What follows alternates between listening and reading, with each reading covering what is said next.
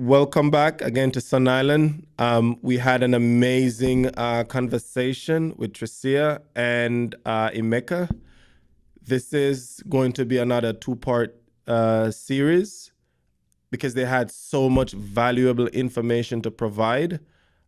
So this is the first. We'll have the second one coming shortly. Welcome to the Sun Island.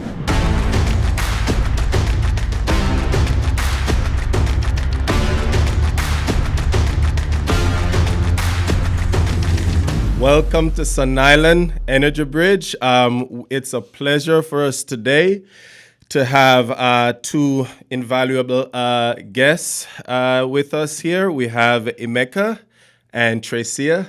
Guys, it's exciting to have you guys here today because we're going to be talking about a topic of money, and that's pretty exciting to me. Yeah. So we're basically going to do a quick introduction. Sure. So you guys can talk a little bit about yourselves individually, and then we kind of just dig into it. So we could start with Tricia. Okay. Hi. Thanks for having us. Again, my name is Tricia. I am the owner of Ozone Alkaline, but I am a financial professional with World Financial Group. This is more of a passion, financial education. Basically, I joined this organization in 2016, and I was a nursing student at the moment, and I never went back. I switched my major to business because I understand that financial education is really important because even at that point, I needed that information more. So I spend most of my time since 2016 educating families because it's more of a passion for me. Nice. And you're from the islands? Yes, I am from Guyana. Nice. Proud Guyanese. Absolutely. I came here back in 2010. Awesome. I always say immigrants get the job done, right? So back in 2010. Yes. Awesome. And Emeka. Yes, name is Emeka Onuba. It's an absolute honor and a pleasure to be here with all of you. I was born in Boston, Massachusetts, raised in Nigeria, so I'm Nigerian, and moved back here to the U.S. in 1998 to pursue my electrical engineering degree and a minor in math. In my junior year, I stumbled onto this enterprise, World Financial Group, World System Builders, the specific community that really is leading this campaign around financial literacy. I fell in love with what I heard. I came on board, started off part-time, and as time grew, my knowledge grew, experience grew, confidence grew. I became not just a financial consultant, but I also became an investment advisor with the firm. So I'm a fully licensed advisor with our firm, and transitioned full-time in 2014. And I'm married. I've got 3 kids. My boys are twin boys who are 7. My daughter is 4, going on 14. Wow. Because she runs that household. But I love what we do. I have a passion for helping people. I love that this is an environment that encourages people to work with their strengths out forward. I used to think that to get ahead financially, you had to be an athlete, an entertainer, which is why I pursued music at one point, right? Okay. I thought you had to be a blogger, a celebrity. But I love that in this environment, we're encouraged to be the best of who you are, work with your strengths and your talents out forward, but work with the discipline and consistency around the rules that govern money, and you can get ahead. You can be financially secure. You can be financially independent. So I love doing that, and I love sharing that with people. Absolutely. So let's talk a little bit about getting ahead, right? Before we were born, money is essential. Mm-hmm. When we were born, it's even become more paramount, right? Yep. And throughout our entire existence. Some of the lines that we're going to kind of traverse today, because money legitimately touches all facets of life. Absolutely. We are looking for an education, so to speak, from the before birth And we may not get through all of this in this episode. Sure. Right? Sure. 'Cause Most likely, probably not. Right? Definitely would like to have you guys back. So I'm just putting that out there, right?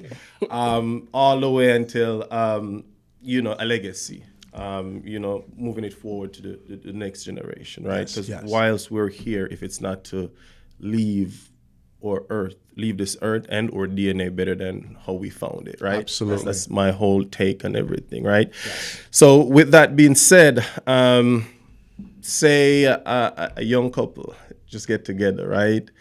And they're thinking to have a kid. What are some of the things they should be looking at to put in place? Yeah. If I may, just take a step back Okay. from that. I think, especially knowing what I know now and knowing that those resources are there, that young couple, or anyone for that matter, should be taking advantage of our financial literacy campaign. That's my first and foremost line of thinking. Why? Because when it comes to money, like we were discussing earlier, Sheldon, there's an overwhelming lack of financial literacy. And the tendency is to jump the gun and start thinking about products and solutions as opposed to fully understanding the concepts, the rules that govern money, knowing where we are, where we're looking to go, making sure that we've instilled the right habits, the right attitude, and the right mentality as it relates to money before we start to actually talk about products and solutions. Because what you will come to find over time is that there are no absolute products or absolute answers when it comes to money. It's very relative. People are at different places. And at different places and different stages in life come different solutions. So the principles and the concepts may not change, but products can come and go. So rather than the emphasis being on, say, what product do I get? Very important nonetheless. But I think where I was going with this is taking a step back, that our community, our enterprise provides financial literacy. Okay, we provide workshops Monday to Friday, multiple times a day, 5 days a week, so that anyone with an internet connection and a device, a laptop, can connect from anywhere in the world and learn cradle to grave, right? Any one of 6 workshops around all these rules and all these concepts that govern money. Also, we have the book that you have open in front of you, right? Definitely. Saving Your Future. Saving Your Future. We're so serious about this that we have this book in multiple languages. Principles Yes. of building a financial foundation. I would suggest that couple start here. Start understanding this, right? And it doesn't matter. We don't want language to be an excuse for people to not get ahead. So that book is written in English. We have it in Spanish, in Vietnamese, in Mandarin. And as time goes on, we expect the language the book to represent the over 65 languages, right, that are spoken through our community. Well over 100,000 members, over 100 countries, over 65 languages spoken. We're hoping the book will be there. So that's where I would start with that couple. Tricia, you want to add to that? Yes. So let me piggyback from off of what Emeka is saying. So in finance today, because there's so much information out there, right? It's hard to pinpoint which information is relevant to what you have, your lifestyle. So connecting to our community and even sitting down with one of us, right? We can pinpoint like, okay, so this is where you're at. This is the information that you need, and this is where we need to go. Okay? Absolutely. Out there, they have so much information. We can Google anything right now. So you can go, even social media, all kind of stuff is blowing up on social media. And everybody's taking bits and pieces of stuff, not really understanding what they need to put in place. So even like, for example, an LLC, they have so many different concepts about LLC out there. People are like, oh, you just need to get an LLC, but not knowing how to actually use an LLC. So with our platform, what we do, we make sure that we understand where you're at, make sure you understand where you're at and where you need to be. So with the classes and the education and our expertise, right, you can get to the places you can understand. We can put both you sit down together and say, okay, so where exactly you guys think that you need to be in the next 5 years, in the next 10 years. Versus you going out there and just picking up a book or googling the information, you really don't know where to start. So yes. So I can see y'all's passion about the financial space. Yes. It actually triggered a question for me. Is anybody in it a fiduciary, or is it just financial advising? Yeah, You wanna- very good question. So we do have a fiduciary responsibility as it relates to serving our clients. Specifically, I mean, in terms of actual supervisory oversight. As an investment advisor, I do have a fiduciary responsibility holding a license. Same thing holds true for Tricia. Holding a license, right? She is actually has to act in that capacity of a fiduciary, putting the best interest of the clients ahead of our own, okay? And that's why inherently built into our approach of financial education, you can see that rather than parting with a product, rather than selling you something, right? And just by educating, we believe an informed and educated consumer, right, is the kind of consumer you want because then they know they are a co-planner with you in the process to deduce what makes sense for them. You can't pull a fast one on them when they already know, right? When they have that knowledge and that information.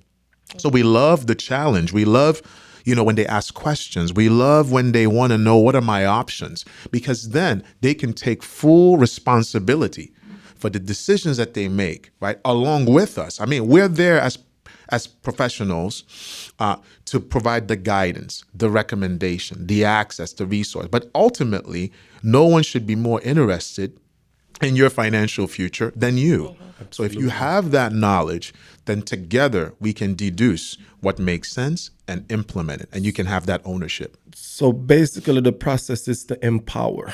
Correct. Yes, it is. Yes. Okay, and I wanted to kind of segue slightly, but not too much. We're still talking about money. But Emeka, you said you grew up in Nigeria. I did. In Ghana. Yes. Okay. Let's try to do some comparison back in the Caribbean and in the U.S. What's the mindset about behind money in the Caribbean versus here? What are some of the things that you've seen and there versus here as it relates to money, just broadly? Okay, so personally, money back in the Caribbean, I wasn't thinking about any of that stuff, because my family took care of me. I came here just before I turned 21. And even back then, my mom was still the person that was doing everything with money. My dad would send money. My mom would take care of whatever we need. But the thing is, back in the Caribbean, we never used to really focus on money that much. We focus on education. Education was the biggest thing. They tell you, go to school, get good grades. After you finish getting your good grades, you're going to get a great job. After that job, you're going to be able to retire, right? That is what we learn.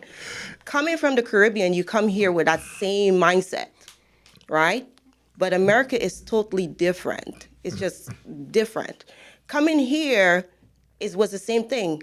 Okay, which career you think that is going to benefit you at this point? And most of the time, it's nursing, right? For us, it's nursing. How do you go? You become a nurse or you become a doctor.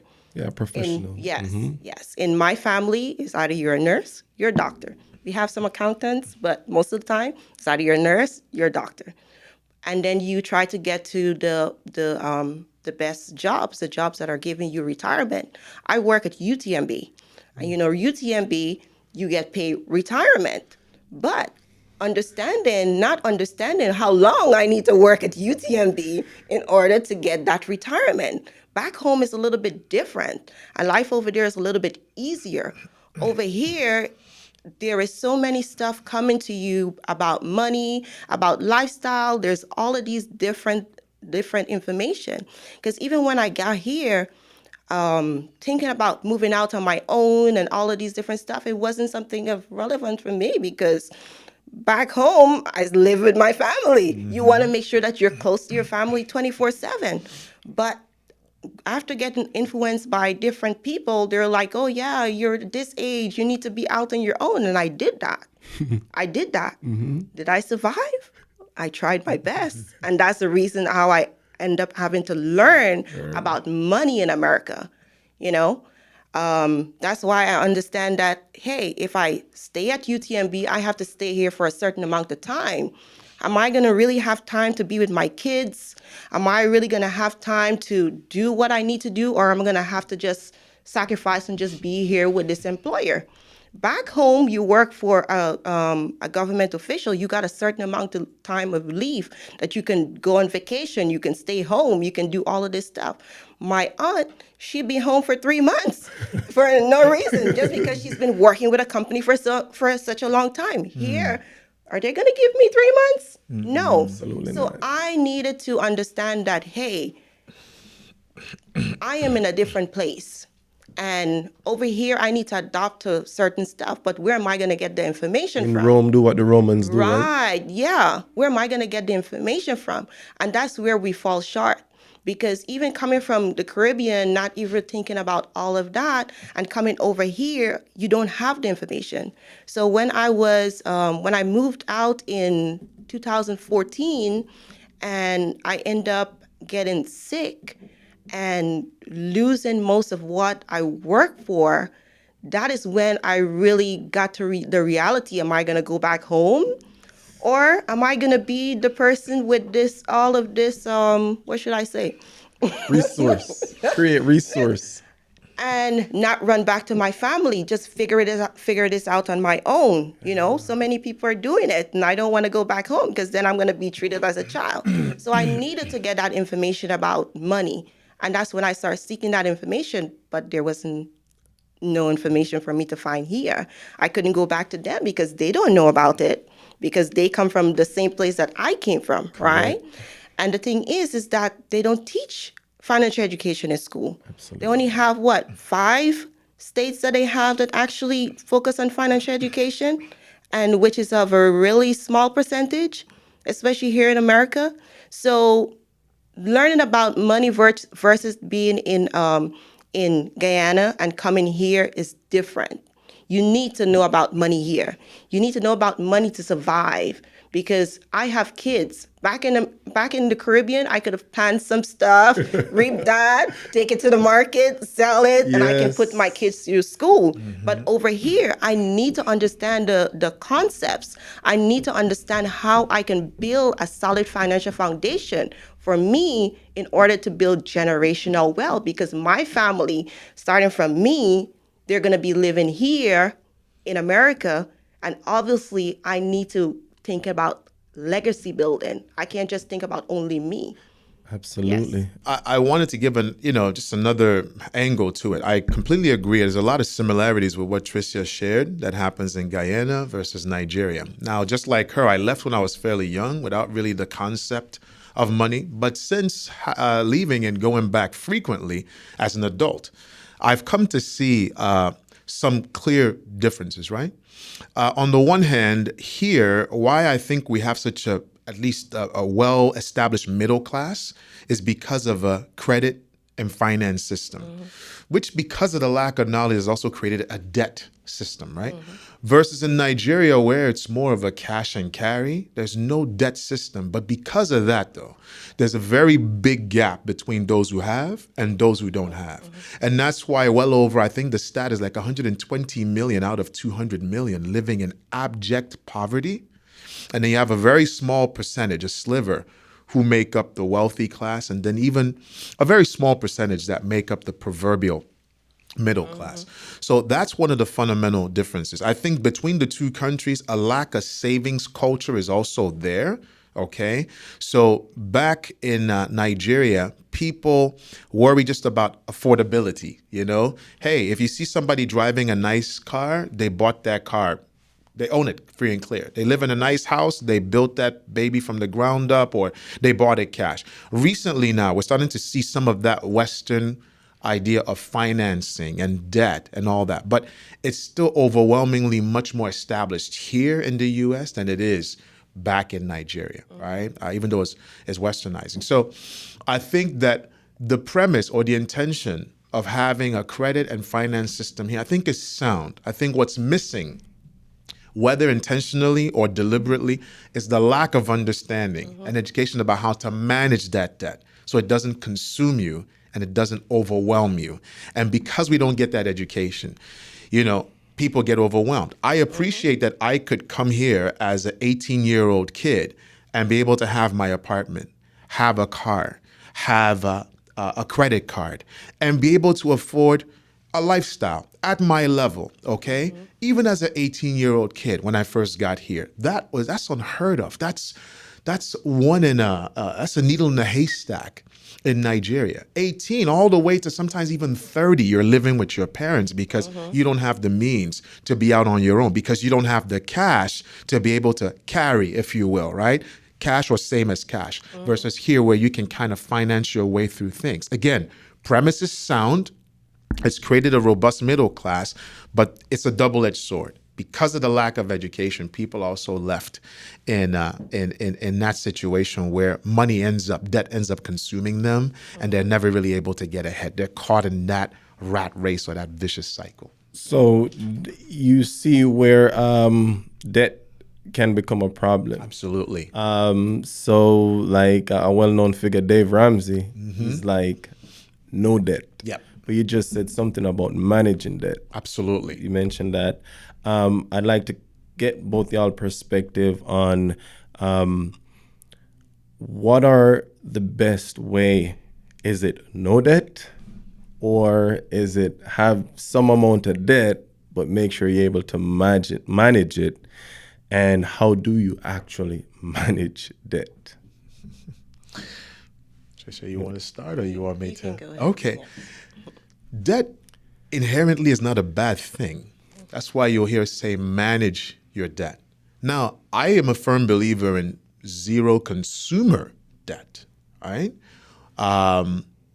But if you look at the wealthy very carefully and those who get ahead, they are very good at using other people's money in the form of debt to perpetuate their wealth, to grow and exponentially grow their wealth, right? So, and even when it comes to, in this society, when I first got here, I heard that you are no one until you owe someone, right?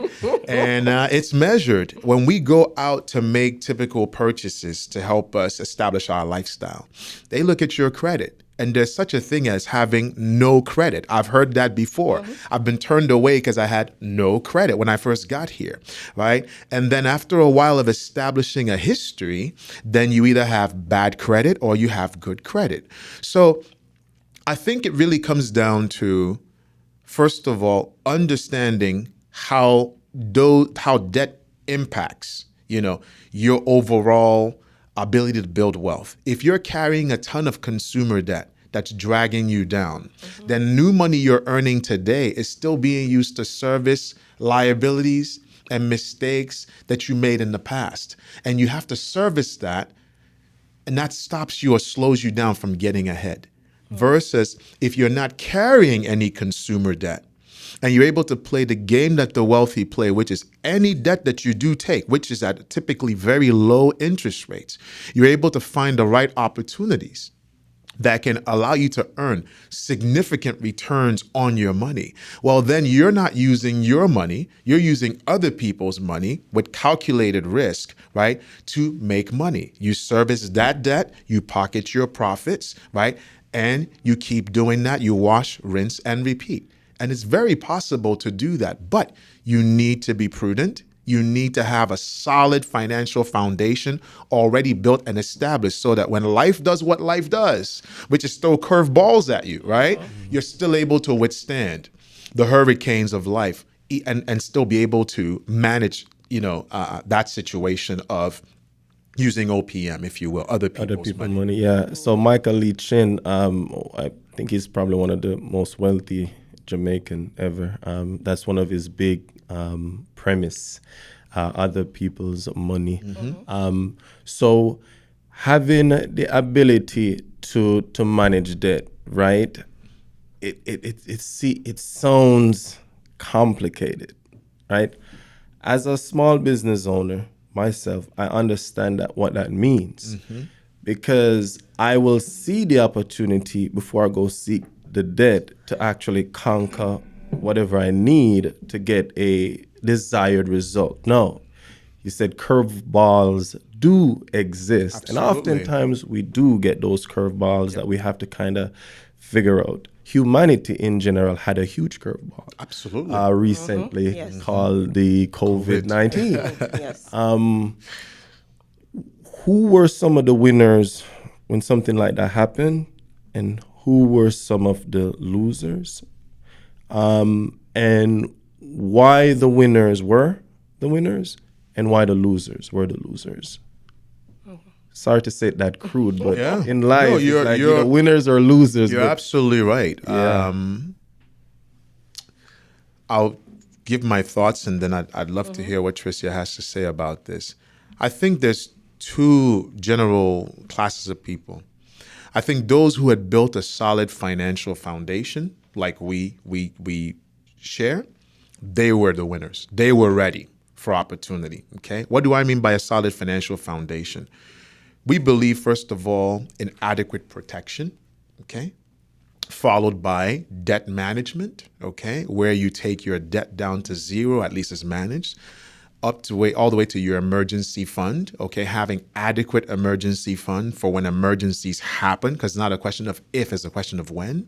And then those who have investments, both short-term, mid-term, long-term investments, with discretionary money that they could easily access to take advantage of opportunities. I think those people who had built a solid financial foundation, when this came along, they were able to identify opportunities, like let's say with the market really crashing. That was a great time to go in, evaluate value stocks, for example, and buy them at a premium, buy them on sale, if you will, so that you take advantage of the bull run when we made a recovery. So that's one school, right? The other is also those who are business minded, those who are always looking for where is the gap? Where is the need? Where is the demand? I know people who who knew nothing initially about lab testing, for example, right?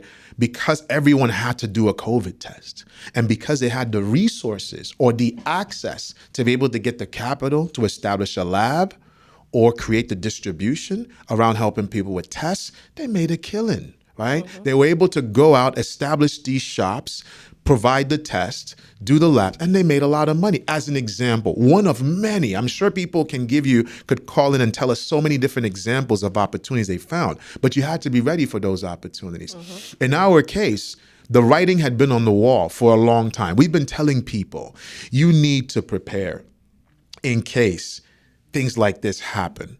And when COVID happened, and people realize, wow, what Tricia has been telling me, what Emeka has been telling me, what our members have been saying is so true. We're seeing that, man, I'm as much as I think I'm an asset at my job, I could lose my job.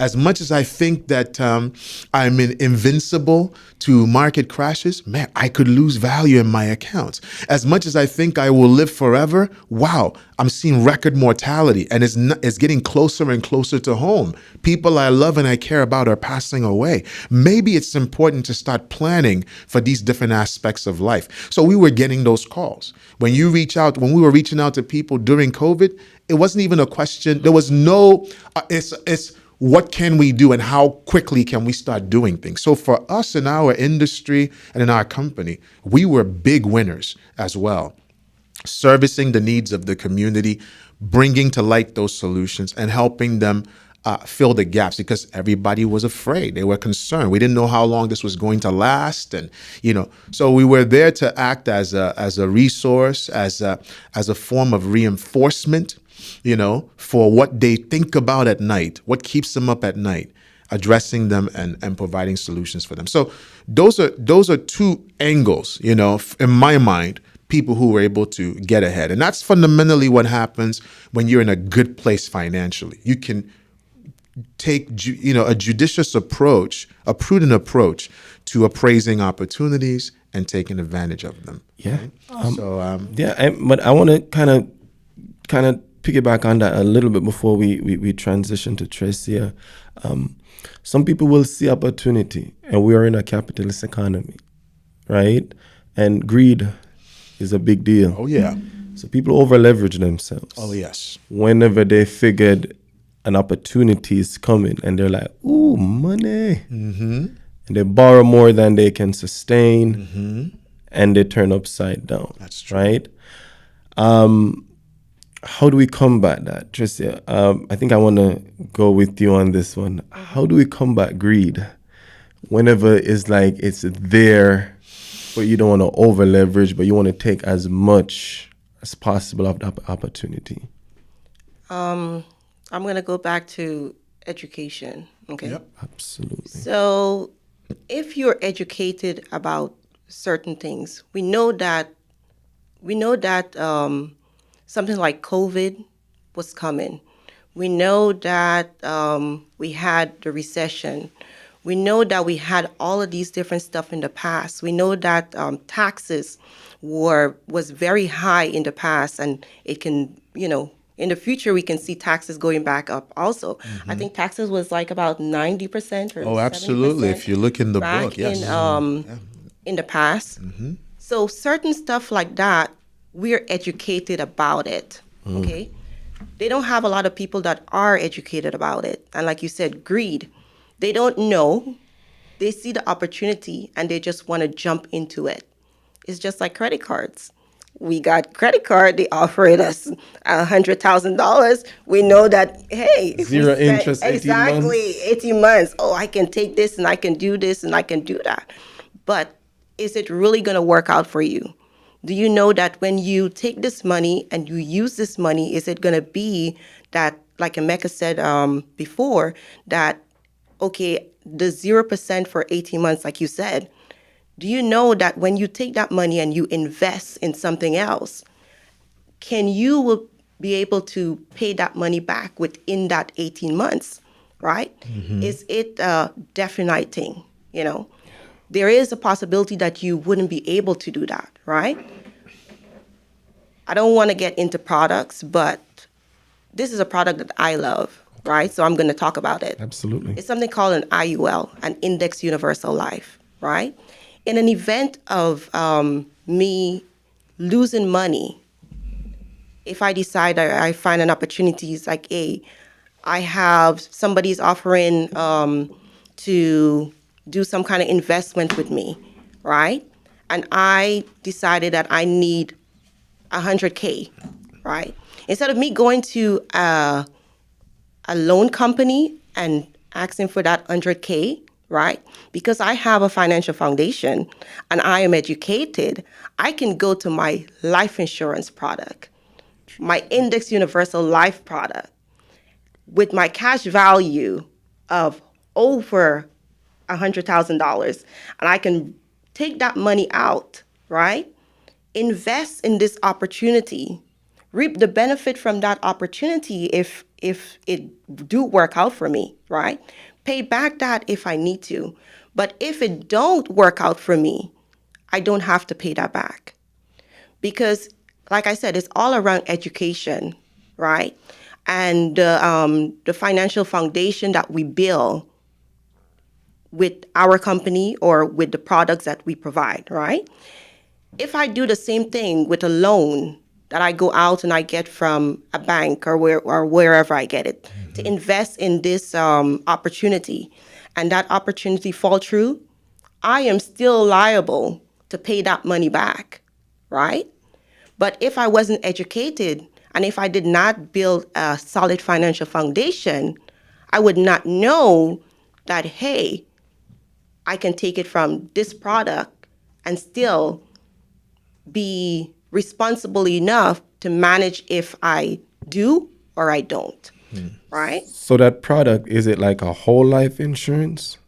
Yes, it is a sort of whole life insurance. Okay, Yes. so the reason why I asked that, I wanted to get the difference between a term and a whole life insurance, and in which case one may be better, and in which case one may be better.